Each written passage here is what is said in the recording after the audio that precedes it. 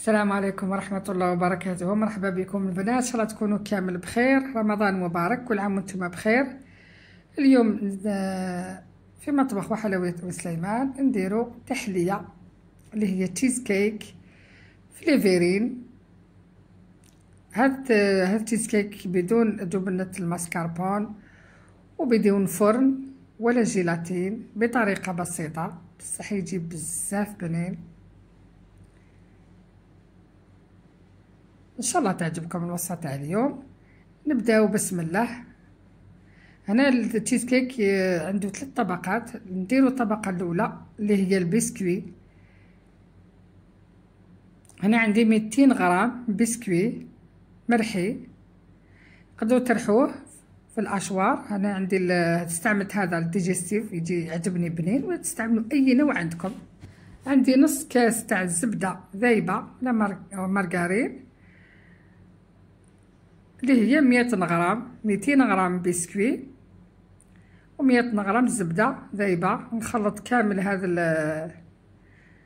البسكوي مع الزبده.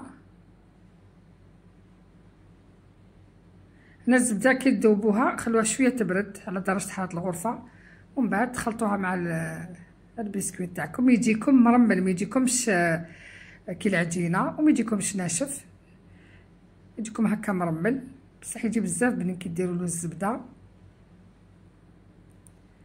هنا نحضر لي فيرين اللي نخدم بها التشيز كيك. تقدروا ديروا في هذا المول اللي يتفتح، ديروا واحد كبير، ولا ديروا كيما درت انا في لي فيرين احسن. هنا انا استعملت هاد لي فيرين صغار، نتوما تستعملوا اي نوع عندكم في الدار. نعمر هكذا قسم غرفه تاع الاكل حتى 2 مغارف. هنا كي نعمر كامل هذوك لي فيرين ونبدا نعبص فيهم. تشدوا اليد تاع المهراز ولا اي حاجه هكا تاع الحطب، عبزوا شويه هذا البسكوي وحطوه في الفريجيدار يبرد باليد تاع المهراز تاع الحطب. نعبز هكا شويه خفيف، ما تعبزوش بزاف. قسم نسقم هذا الكيسان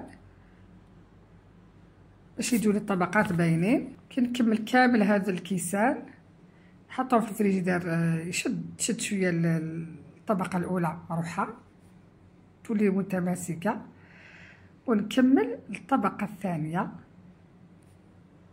هنا تحصلوا على كميه كبيره اذا استعملتوا لي فيرين صغار. هنا الطبقه الثانيه اللي تعتبر كريمه. عندي 3 كيسان تاع الحليب، عندي نص كاس تاع السكر حبيبات، نص كاس تاع حليب بودره، وعندي 2 مغارف تاع الاكل فارينه و2 مغارف تاع الاكل مايزينا. عندي لافاني ونص كاس من الياغورت الطبيعي، وعندي 6 حبات تاع الجبن. عندي انا درت 3 جبن عادي و3 جبن الكيري. تقدروا ديروهم كامل كيري ولا تقدروا ديروهم كامل الجبن العادي. الياغورت الطبيعي اللي يستعملوه الزبادي. هنا نحط هذاك السكر في الحليب اللي هو 3 كيسان، ونزيد الحليب بودره نص كاس حليب بودره، نص كاس سكر، لافاني، فارينه 2 مغارف تاع الاكل معمرين، و2 مغارف تاع مايزينا. هنا الفرماج والياغورت الطبيعي نخلوه مع الاخر. هنا نخلط كامل هاد المكونات نحطوه على النار حتى يثقل. كي يثقل نكملوا المكونات الباقيه. نخلطوا مليح حتى نشوفوا الفارينه هذيك ما تشكلتش الكتل معنا، تذوب كامل الفارينه والمايزينا.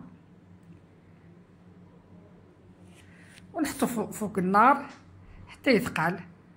نشوفوا بعد ما ثقل نزيدوا عليه هذاك الفرماج لازم يكون على درجه حراره الغرفه، لازمش يكون بارد باش تمتم يذوب لكم في الكريمه هذه اللي درناها. ونزيدوا عليه الزبادي ونخلوه يذوب شويه. هنا اذا شفتوا الفرماج تاعكم بارد لازم يكون في زوج، يكون على درجه حراره الغرفه الزبادي والفرماج. اذا حسيتوا باردين بزاف كي تحطوهم هكذا خلوهم هكا شي 2 دقائق 3 يسخنوا يذوبوا شويه، وشدوا البراميكسور ضربوا مليح هاد الكريمه باش تجيكم ليس. شوفوا انا كيفاش درت، كتضربوا هكا بالبراميكسور تولي لكم الكريم ليس. هاد الكريمه تجي بزاف بنينه، تقدروا تستعملوها في تحليات واحد اخرين. نضربها مليح حتى نحس كامل داب هذاك الفرماج، ونعمروها في الليفيرين وهي سخونه مباشره بعد ما نضربوها بالبراميكسور. نديرو هكا في الطاس، يكون يساعدكم في الخدمه باش ما يسيحش منه مل. نعمر كامل هادو ليفيرين ونحطوهم في الفريجيدار حتى تشد روحها، حتى هذيك الطبقه تاع الكريمه تشد روحها تولي يابسه، باش نزيدو الطبقه الثالثه.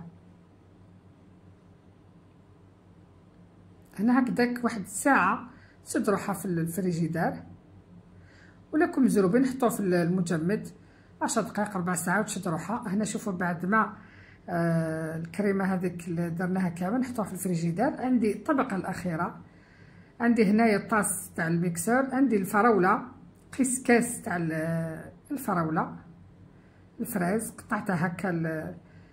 نتوما كي تقطعوها توزنوا قيس كاس. هنا تقدروا تستعملوا الفراوله المجمده، خرجوها برك شويه تطلق روحها ومن بعد ضربوها هكا بالميكسر حتى تولي بيوري. هنا نزيد عليها كي ترجع هكا بيوري نحطوها في الكاسرونه، نزيدوا عليها 4 مغارف تاع السكر، ونزيدوا عليها مغرفه كبيره تاع الاكل النشا، ونزيدوا عليها 2 مغارف تاع لاجولي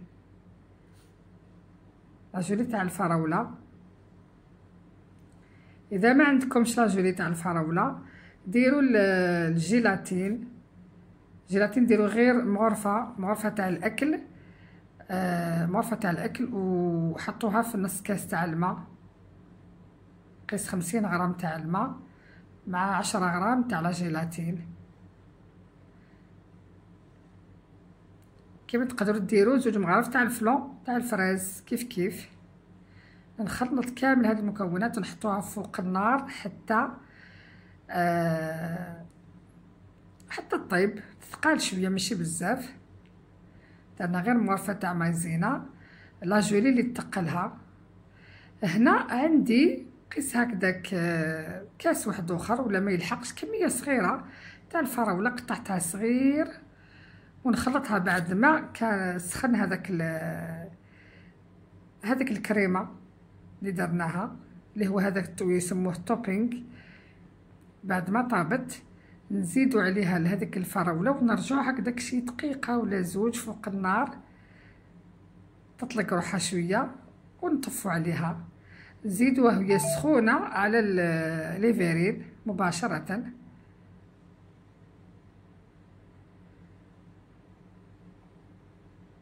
هنا كي نحطو نزيدو كامل في الطبقه تاع الفراوله فوق ليفيرين تاع تشيز كيك، نحطوها في الفريج، لازم تكون بارده مليح باش تاكلوها.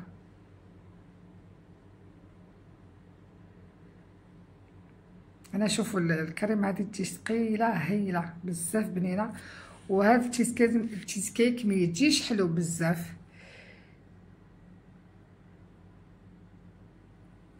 انا التزيين اخير حطيت شويه فراوله من فوق، كيما تقدروا تخلوهم هكذاك.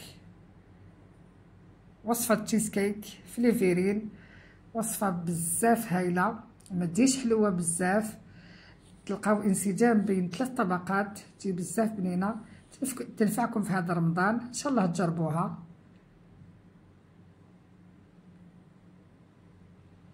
الى فيديو جديد ان شاء الله. السلام عليكم ورحمه الله وبركاته.